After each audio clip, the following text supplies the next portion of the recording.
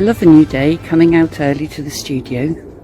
On the way I have to pass this buddleia, and every morning there are new things to see. There's new butterflies sitting on, there's a nest of young wrens hiding in here that can be very noisy.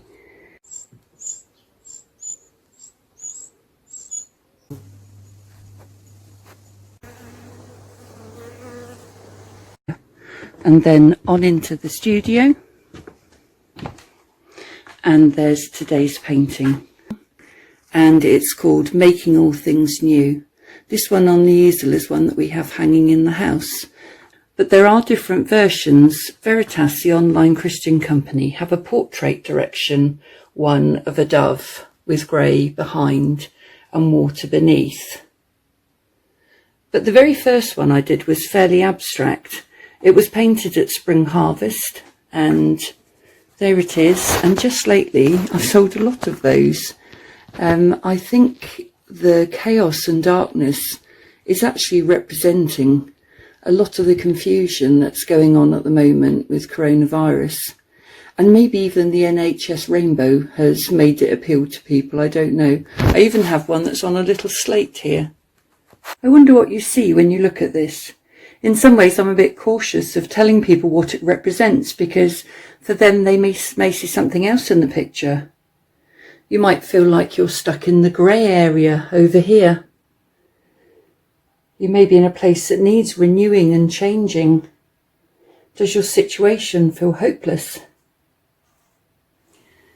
Yesterday we thought about God being with us in the storm, but sometimes when we're in those grey areas, they can seem very grey and go on very long as we wait for God to come and change our situation.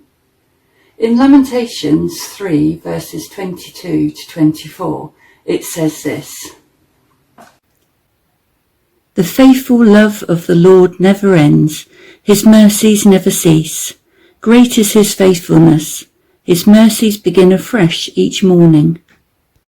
What if things that happened in our past continue to bother us in our present and look to go on bothering us on into our future? There's a real freedom in being able to let go of some of the things that have happened to us in the past. In Isaiah chapter 43, verses 18 and 19, it says this: "Forget the former things, do not dwell on the past. See, I am doing a new thing. Now it springs up. Do you not perceive it? I am making a way in the wilderness and streams in the wasteland."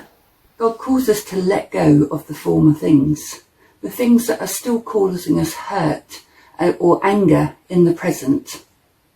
Just as I notice new things in the garden each morning, today it was the first hummingbird hawk moth that I saw in the buddleia. Just as I see new things, in a way, every new day is a fresh new start. New every morning. We read that in Lamentations earlier. And if we are in Christ, if we listen to him and try and follow what he says, then we are a new creation as well. We have a fresh start every time that we say sorry for things that we've got wrong. We have a fresh start every day to draw close to him. It says in 2 Corinthians verse 5, chapter 17, "Anyone who belongs to Christ has become a new person. The old life has gone, a new life has begun." There's coming a time when these bodies that for some of us are actually giving us bits of problems now will be gone, and we'll have new bodies, and there'll be a new heaven and a new earth. And it says a lot about that in Revelation, this time of restoration and renewal. Whatever you see in this picture, and however the verses have spoken to you today, I pray that God will be with you in this fresh new day. The song I've chosen to play us out today is Waymaker by Leland. I worship you are Waymaker, miracle worker, promise keeper, light in the darkness, my God, that is who you are.